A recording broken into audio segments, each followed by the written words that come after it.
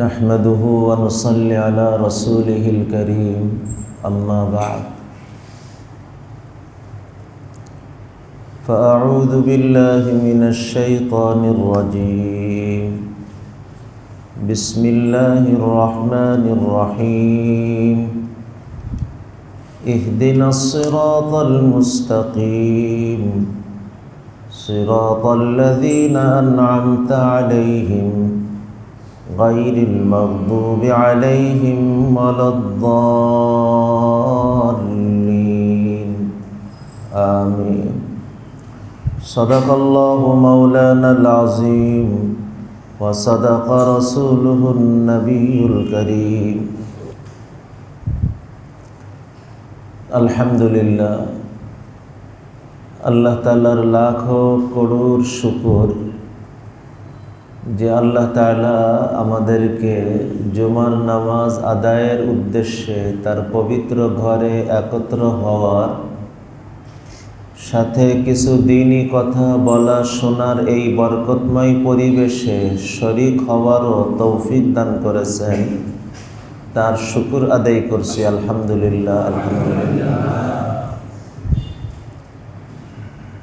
হে আমার প্রিয় ভাইরা, মানুষ কোনো নেয়ামত পেয়ে যখন আল্লাহর শুকর আদায় করে তো কোরআনে কারীমের ওয়াদা আল্লাহ তার নেয়ামত বাড়িয়ে দেন।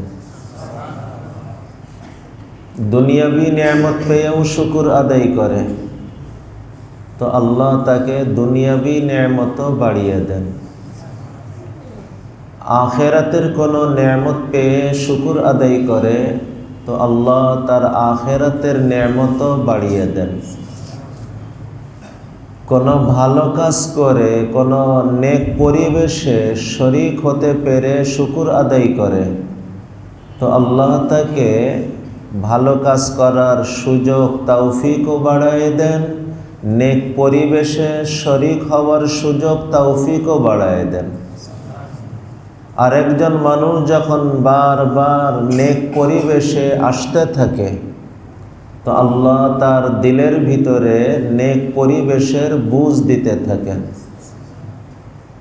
এরপরেও আসতে থাকে তো আল্লাহ তার ওই বুঝকে বাড়াইতে থাকেন। বাড়তে বাড়তে একসময় আল্লাহর মেহেরবানিতে সে পুরা নেক পরিবেশের মানুষ হয়ে ওঠে।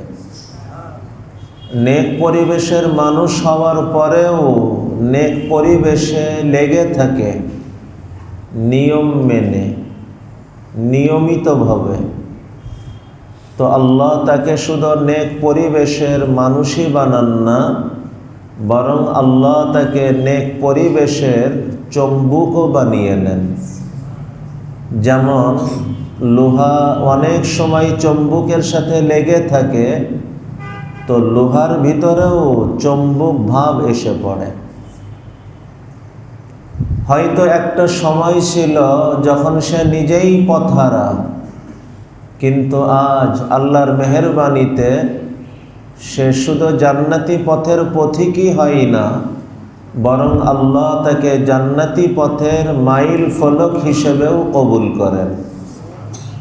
যে মাইল ফলক দেখে দেখে অনুসরণ করে করে বহু পথহারা মানুষ জান্নাতের পথ পেতে থাকে, জান্নাতের পথ চলতে থাকে আর জান্নাত পর্যন্ত পৌঁছতে থাকে। আল্লাহ আমাদের সকলকে নেক পরিবেশের চম্বুক হিসেবে কবুল করেন। আল্লাহ আমাদের সকলকে জান্নাতি পথের মাইল ফলক হিসেবে কবুল করেন। হে আমার প্রিয় ভাইয়েরা, জীবনের উদ্দেশ্য সবসময় স্মরণ রেখে চলার চেষ্টা করা। জীবনের উদ্দেশ্য কি? জীবন যিনি দিয়েছেন ওই মাওলাই পাকের সন্তুষ্টি অর্জন। এটাই হলো জীবনের মূল মঞ্জিল, মূল গন্তব্য, জীবনের মূল উদ্দেশ্য। যে আল্লাহর সন্তুষ্টি অর্জনে উত্তীর্ণ এই মানুষটাই হলো আসল উত্তীর্ণ। আর যে আল্লাহর সন্তুষ্টি অর্জনে ব্যর্থ, এই মানুষটাই হলো আসল ব্যর্থ। চাহে তার জীবনে হাজারো অর্জন, হাজারো সফলতা থাক না কেন, সারা দুনিয়া তাকে সফলতার শীর্ষে মনে করুক না কেন, এরপরেও বলা হবে সে শুধু ব্যর্থ না, এতটা ব্যর্থ, এতটা ব্যর্থ, এতটা ব্যর্থ যে তার অস্তিত্বটাই ব্যর্থ, তার জীবনটাই ব্যর্থ, কারণ সে তার জীবনের উদ্দেশ্যে ব্যর্থ। আল্লাহ আমাদের সবাইকে জীবনের উদ্দেশ্য আল্লাহর সন্তুষ্টি অর্জনে উত্তীর্ণ হওয়ার তৌফিক দান করেন। এখন প্রশ্ন হলো, আমি আমার জীবনের উদ্দেশ্য আল্লাহর সন্তুষ্টি অর্জনে উত্তীর্ণ হতে চাই, তার পথ কি? মনে রাখা, হে আমার প্রিয় ভাইয়েরা, আল্লাহ তার সন্তুষ্টিতে আমাদেরকে উত্তীর্ণ করার লক্ষ্যে দুইটা বিশেষ নেয়ামত দান করছেন। এক নম্বর, আল্লাহ তার সন্তুষ্টির রূপরেখা কুরআন ও হাদিসের ভিতরে দিয়েছেন। অতএব আমাদের সকলকে কোরআন ও হাদিসের সাথে সম্পর্ক করা এবং সম্পর্ক নিবিড় থেকে নিবিড় বানানোর চেষ্টা করা। আজকে অনেকে মনে করে কোরআন হাদিস তো মাদ্রাসার হুজুর ছাত্রদের জন্য। হে আমার প্রিয় ভাইয়েরা, কোরআন ও হাদিসের কোথাও আসে নাই যে এই কোরআন ও হাদিস মাদ্রাসার হুজুর ছাত্রদের জন্য। সর্বপ্রথম ওয়াহি আসছে ইকরা, ওখানে নির্দিষ্ট করে আসে নাই হে মাদ্রাসার শিক্ষক ছাত্র ইকরা। উন্মুক্ত শব্দে ইকরা মানে সকলকেই উদ্দেশ্য করে বলা হইতেছে, তুমি জেনারেল লাইনে পড়ো, তোমাকেও বলা হইতেছে ইকরা, এই কোরআন তোমার জন্য। একজন দিনমজুর, তাকেও উদ্দেশ্য করে বলা হইতেছে ইকরা, এই কোরআন তোমার জন্য। একজন রিক্সা চালক, তাকেও বলা হইতেছে এই কোরআন তোমার জন্য ইকরা। সর্বস্তরের মানুষ, সর্বস্তরের মানুষকেই সামনে রেখে ইকরা, পড়ো পড়ো। হে আমার প্রিয় ভাইরা, এই কোরআন ও হাদিসকে শেখার জন্য যে নিজেকে ছাত্র বানাবে, এই মানুষটার ফজিলত কি পরিমাণ! আল্লাহু আকবার কাবীরা। এই মানুষটা যে পথ ধরে চলে, তার সামনে কোনো ফারিস্তা যখন পড়ে, আমরা যেমন কোনো সম্মানিত মানুষের সামনে পড়লে চলা বন্ধ করে তার সম্মানে দাঁড়ায় যায়, ফারিস্তারা তার সম্মানে চলা বন্ধ করে, উড়া বন্ধ করে দাঁড়িয়ে যায়। ওয়া ইন্নাল মালাইকাতা লাতাযউ আজনিহাতাহা রিজান লিতালিবিল ইলম। এই মানুষটা এতটা বরকতের যে কোরআন ও হাদিস শিখার ছাত্র, 24 ঘন্টা ছাত্র হওয়ার কথা বলতেছে না, ওর ফজিলত ভিন্ন। কোরআন ও হাদিস শিখার ছাত্র 1 ঘন্টা হোক, আধা ঘন্টা হোক, যতটুক সময়ের হোক, সে কোরআন ও হাদিস শেখে, আল্লাহর সন্তুষ্টির রূপরেখা জানার চেষ্টা করে আর আল্লাহর সন্তুষ্টিতে উত্তীর্ণ হওয়ার চেষ্টা করে। এই মানুষটা আল্লাহর কাছে কতটা প্রিয়! আল্লাহ এই মানুষটা যেন আসমানের নিচে জমিনের উপরে আল্লাহর পক্ষ থেকে আল্লাহ প্রদত্ত এক জীবন্ত রহমতে ইলাহি। এটা বোঝার জন্য ওই হাদিসকে স্মরণ করেন।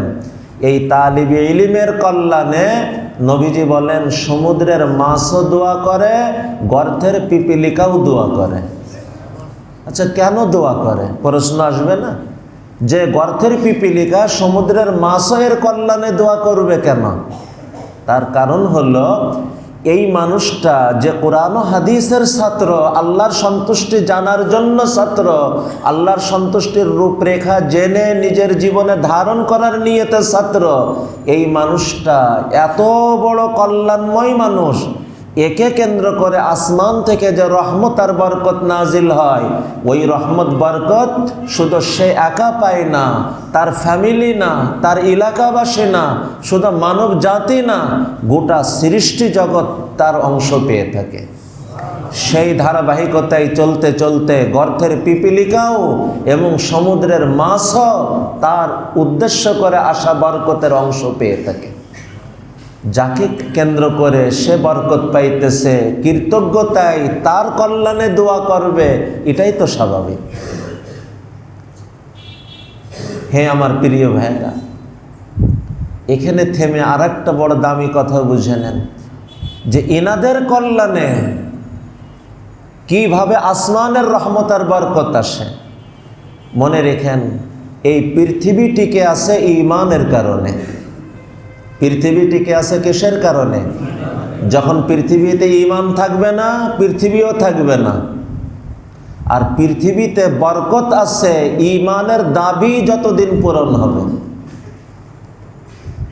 ঈমানের দাবির সবথেকে বড় দাবি, মৌলিক দাবি, ভিত পর্যায়ের দাবি বিভিন্ন শব্দে ব্যক্ত করা যেতে পারে। তার একটা শব্দ তাকওয়া, খোদাভীতি। ঈমানের দাবি আল্লাহকে মেনে চলা, ঈমানের দাবি আল্লাহকে সামনে রেখে চলা। তো ঈমান আছে, পৃথিবী আছে, ঈমানের দাবি আছে, পৃথিবীতে বরকত আছে।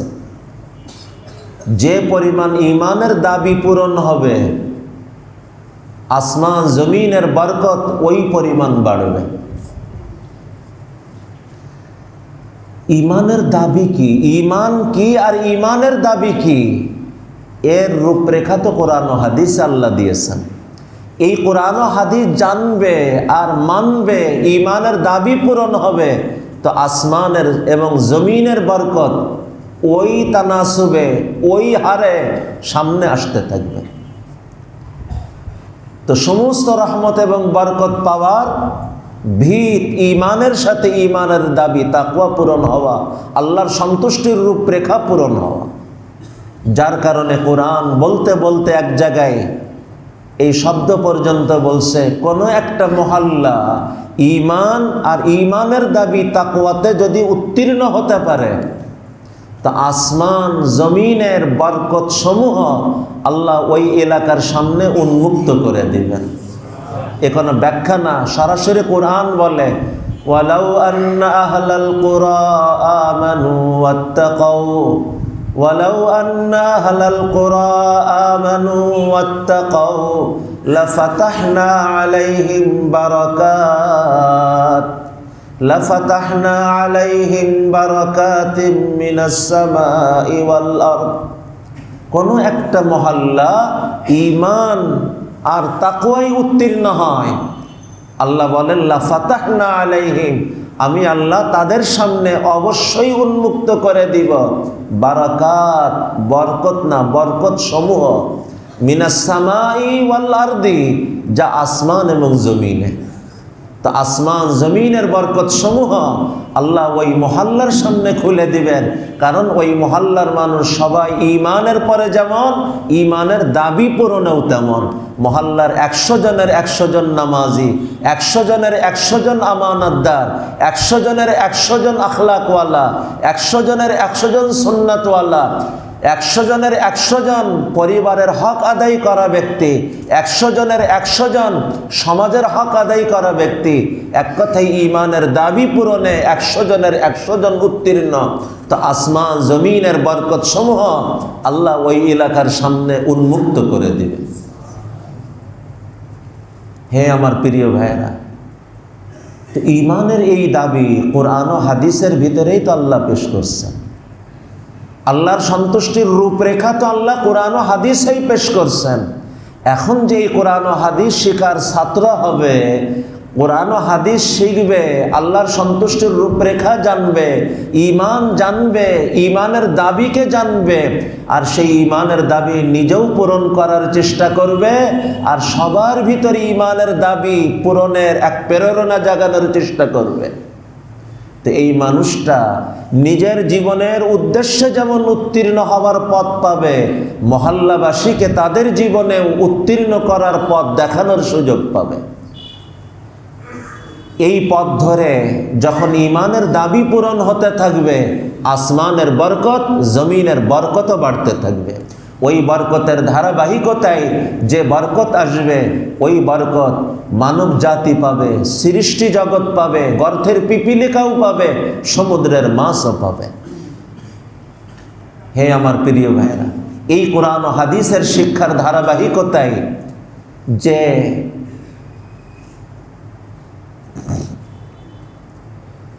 ওই দিকে চলে গেলে কথা লম্বা হবে।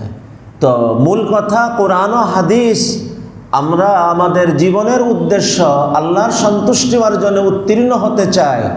আমাদেরকে উত্তীর্ণ করার লক্ষ্যে আল্লাহ কয়টা নেয়ামত বিশেষভাবে দিয়েছেন?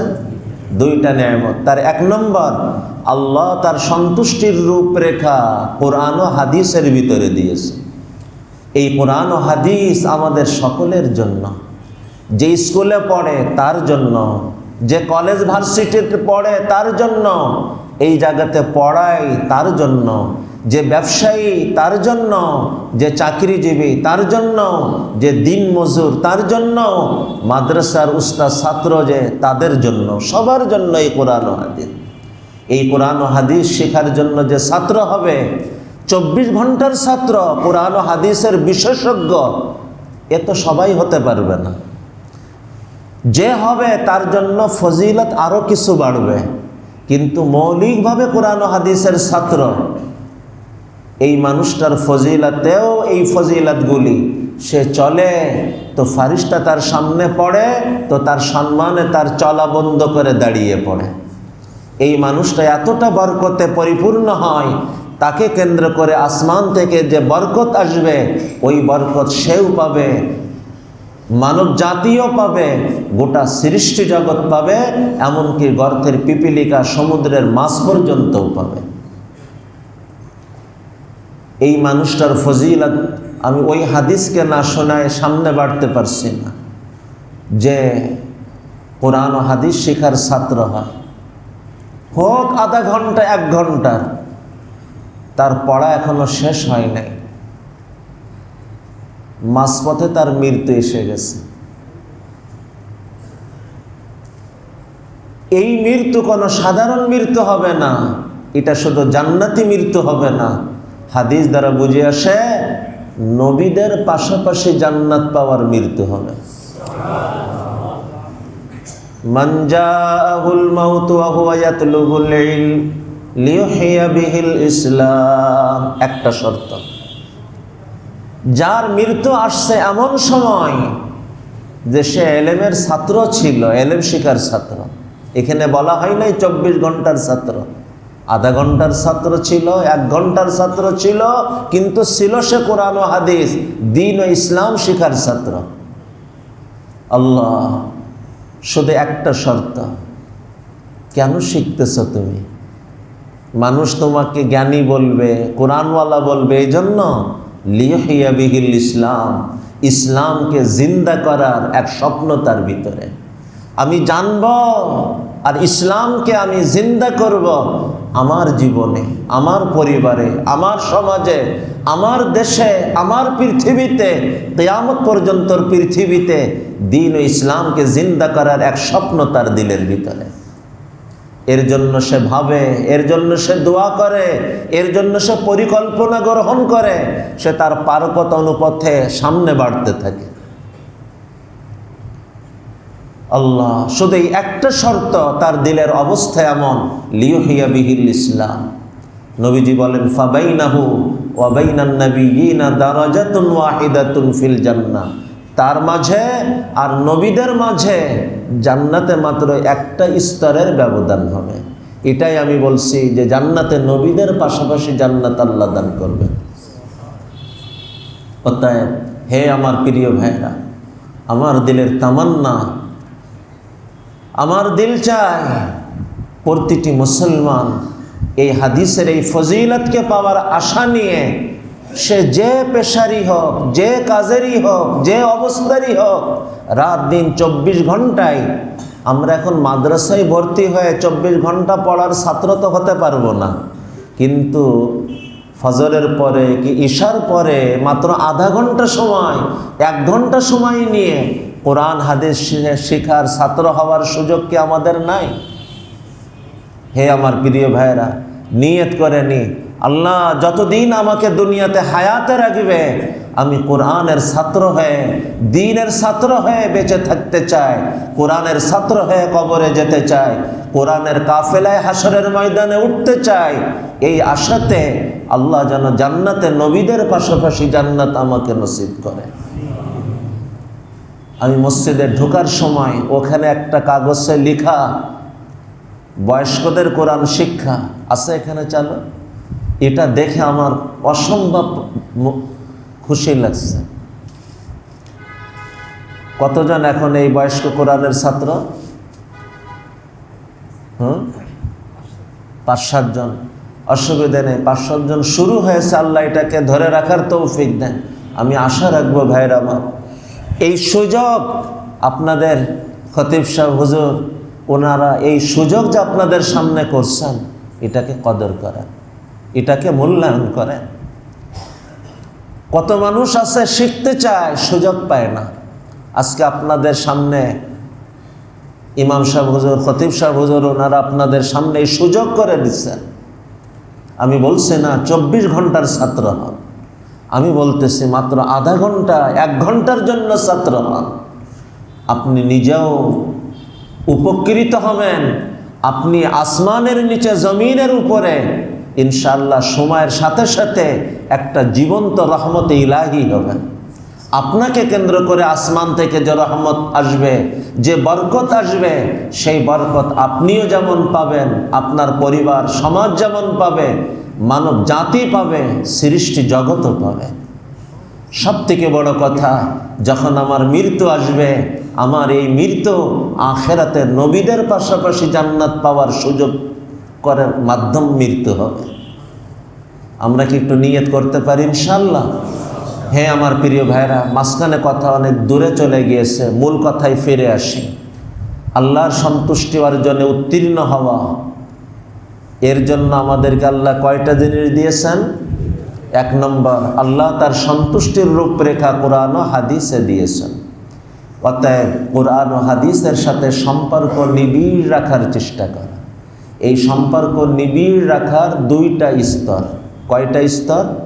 2টা স্তর। প্রথম স্তর, এটা সবার দ্বারা সম্ভব না, কিন্তু এটা প্রথম, যে কোরআন ও হাদিসের বিজ্ঞ বিশেষজ্ঞ আলিমে রব্বানি হবে।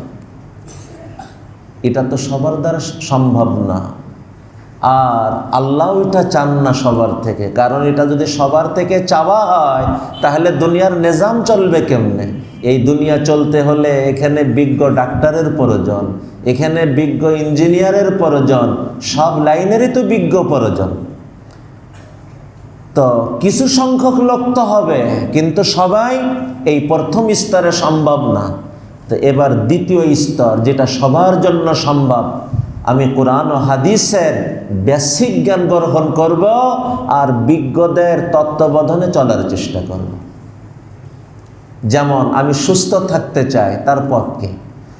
সুস্থ থাকার জ্ঞান অর্জন করে আমি বিজ্ঞ ডাক্তার হয়ে যাই, এ তো সবার দ্বারা সম্ভব না।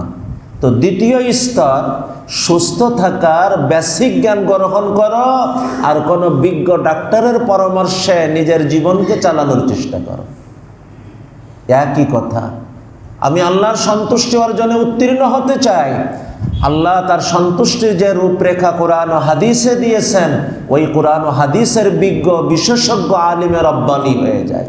এ তো সবার দ্বারা সম্ভব না। তো দ্বিতীয় স্তর, আমি কোরআন ও হাদিসের বেসিক জ্ঞান গ্রহণ করি আর কোনো বিজ্ঞ আলিমের তত্ত্বাবধানে তাদের দিক নির্দেশনা মেনে চলার চেষ্টা করি। এখানে থেমে আমার ওই পুরানা শব্দকে আমি আবার দোহরাইতেছি, মনে রাখা হে আমার প্রিয় ভাইয়েরা, এই উম্মতের ইঞ্জিন হলো উলামায়ে রব্বানিয়িন, উলামায়ে কেরাম। আর পুরা উম্মত ওই ইঞ্জিনের সাথে মিশে থাকা বগি। একটা বগি যদি ভাঙ্গা চূড়াও হয় আর ইঞ্জিনের সাথে মিশে থাকতে পারে, তো ভাঙ্গা বগিটাও চলতে চলতে গন্তব্যে পৌঁছার আশা করা যেতে পারে।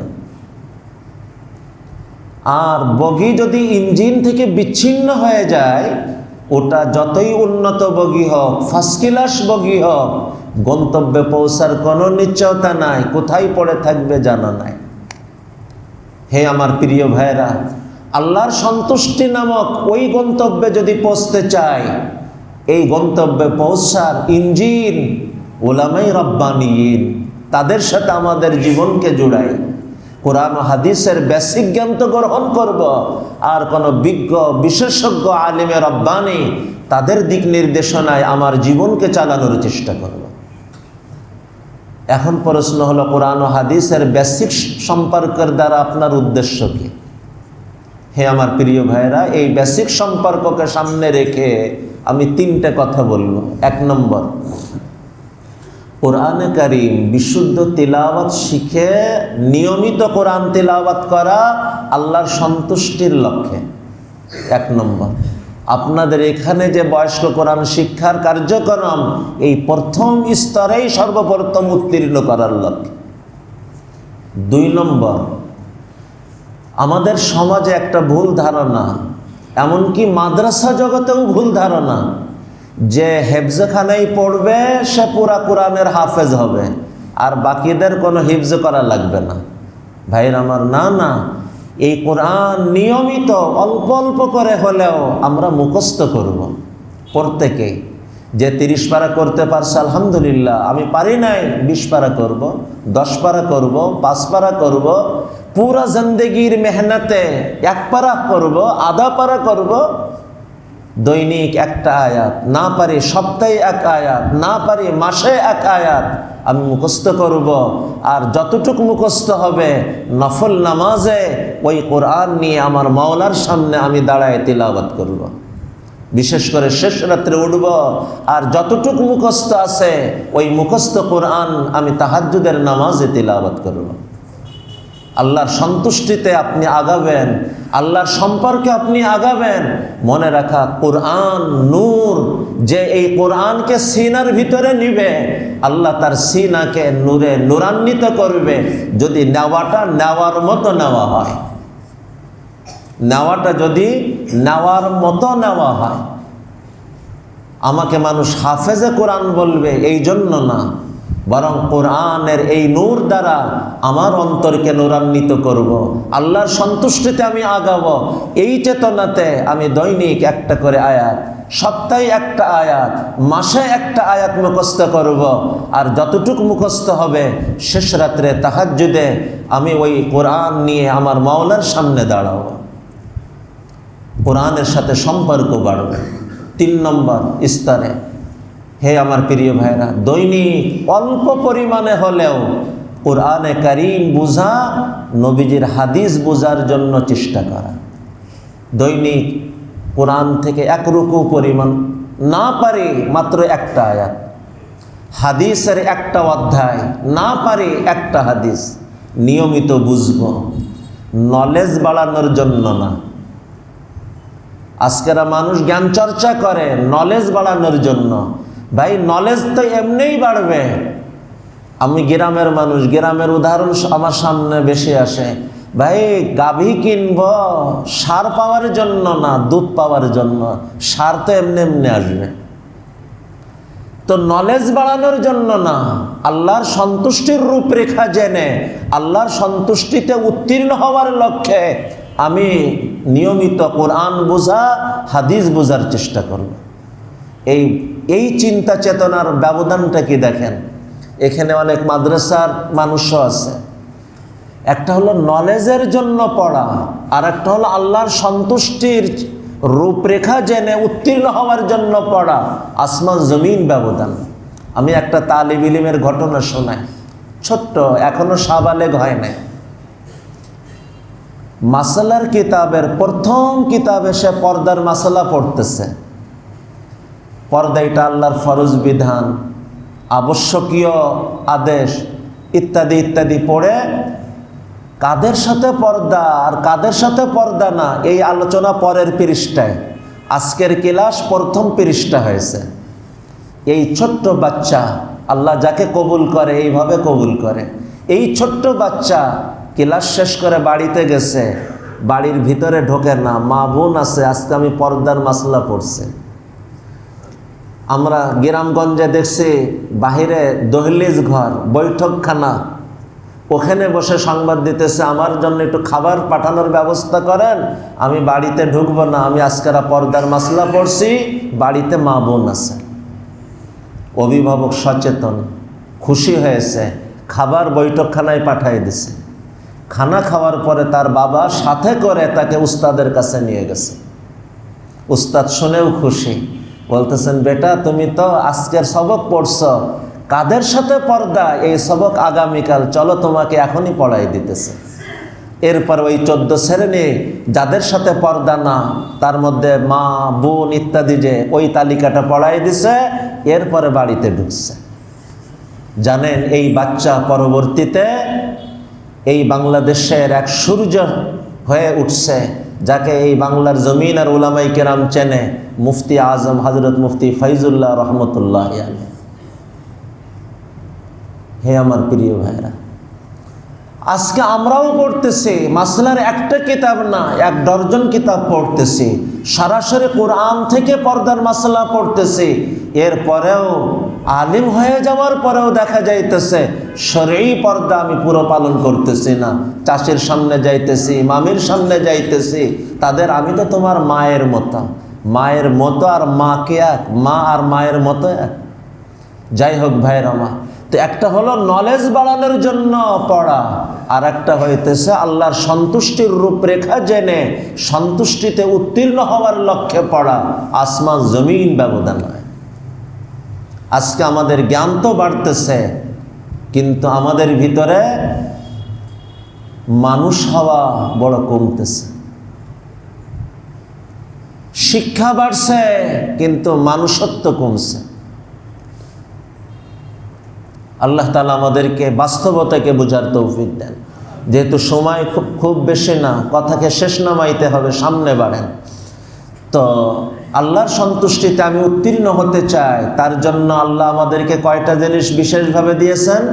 2টা জিনিস। 1 নম্বর, আল্লাহ তার সন্তুষ্টির রূপরেখা কোরআন ও হাদিসের ভিতরে দিয়েছেন। এই কোরআন ও হাদিসের সাথে সম্পর্ক আমাদের নিবিড় থেকে নিবিড় করতে হবে। সম্পর্ক নিবিড় করার কয়টা স্তর? 2টা স্তর। 1 নম্বর, আপনি কোরআন ও হাদিসের বিজ্ঞ বিশেষজ্ঞ আলিমে রব্বানি হয়ে যান। এটা তো সবার দ্বারা সম্ভব না। তাহলে 2য় স্তর, কোরআন ও হাদিসের বেসিক জ্ঞান গ্রহণ করেন আর বিজ্ঞ বিশেষজ্ঞদের তত্ত্বাবধানে চলার চেষ্টা করেন। এই বেসিক জ্ঞান দ্বারা উদ্দেশ্য বিশেষভাবে 3টে কথা। 1 নম্বর, কোরআনে কারীম বিশুদ্ধ তিলাওয়াত শিখে নিয়মিত তিলাওয়াত করা আল্লাহর সন্তুষ্টির লক্ষ্যে। নিয়মিত অল্প অল্প করে কোরআন মুখস্থ করা, আর ওই হিফজ হওয়া কোরআন নিয়ে তাহাজ্জুদে নফল নামাজে আল্লাহর সামনে দাঁড়ায় তিলাওয়াতে সময় দেওয়া। 3 নম্বর, আল্লাহর সন্তুষ্টির রূপরেখা এই কোরআন ও হাদিসের ভিতরে দৈনিক অল্প পরিমাণে হলেও কোরআন বুঝা, হাদিস বুঝা।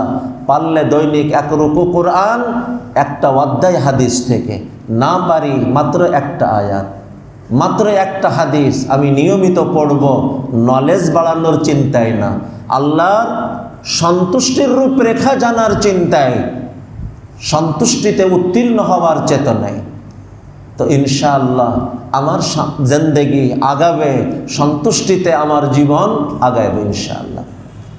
আল্লাহর সন্তুষ্টিতে উত্তীর্ণ হওয়ার জন্য 2য় বিষয়, কোরআন ও হাদিস আল্লাহ তার সন্তুষ্টির যে রূপরেখা দিয়েছেন, এই রূপরেখা গ্রহণ করে যারা উত্তীর্ণ হয়েছেন তাদের মধ্যে আল্লাহ নির্ধারিত 4 শ্রেণীর উত্তীর্ণ মানুষকে জীবনের মাইল ফলক বানানো। জীবনের মাইল ফলক বানানো। আমি কার মতো হব, আমার সন্তানকে কার মতো বানাবো, এটা আল্লাহ আমার আপনার হাতে ছেড়ে দেন নাই, এটা আল্লাহ আমার আপনার সামনে নির্দিষ্ট করে সামনে রাখছেন। এবং এই বিষয় এতটা গুরুত্বের সাথে আপনি জানলে হয়রান হয়ে যাবেন।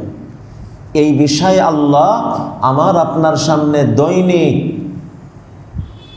দৈনিক ডর্জন ডর্জন ডর্জন বার সামনে আনে, অথচ আমি জানিও না।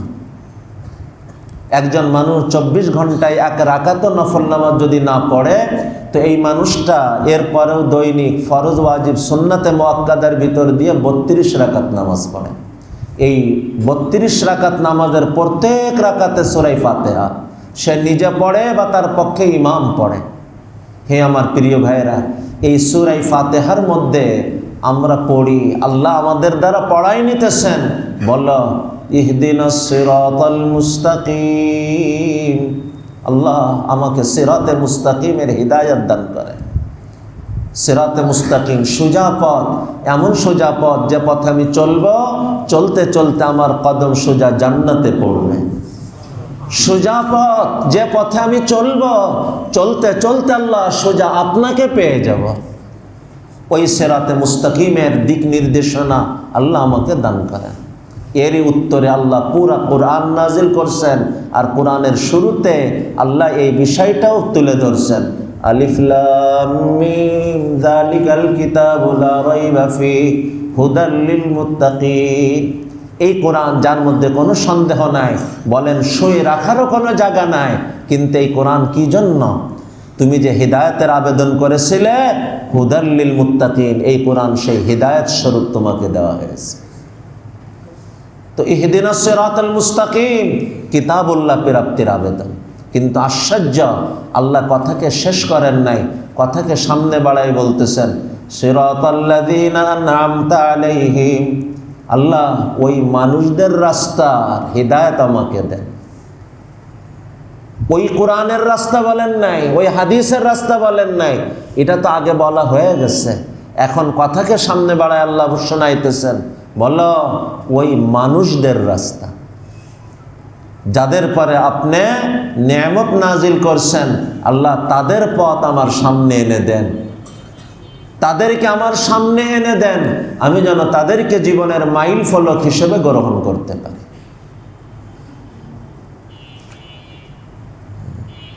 হে আমার প্রিয় ভাইরা, সেই মানুষগুলি কারা? কোরআন সেটাও আরেক জায়গায় আলোচনা করছে, উলাইকাল্লাযীনা আন'আমাল্লাহু আলাইহিম মিনান নাবিয়্যিন ওয়াস-সিদ্দীকিন ওয়াশ-শুহাদাই ওয়াস-সালিহিন। নবীগণ, সিদ্দিকগণ, শহীদগণ, উম্মতের সালেহ নেক বান্দাগণ। এই ব্যাখ্যামূলক আয়াত আর মূল আয়াত যদি পাশাপাশি রাখা হয়, তাহলে কথাটাই এমন দাঁড়ায়, সিরাতাল্লাযীনা আন'আমতা আলাইহিম মানে সিরাতান নাবিয়্যিন ওয়াস-সিদ্দীকিন ওয়াশ-শুহাদাই ওয়াস-সালিহিন। বান্দা যতবার বলে সিরাতাল্লাযীনা আন'আমতা আলাইহিম, বান্দা কেমন যেন বলে সিরাতান নাবিয়্যিন ওয়াস-সিদ্দীকিন ওয়াশ-শুহাদাই ওয়াস-সালিহিন। হে আমার প্রিয় ভাইরা, নবীগণ এক নম্বর।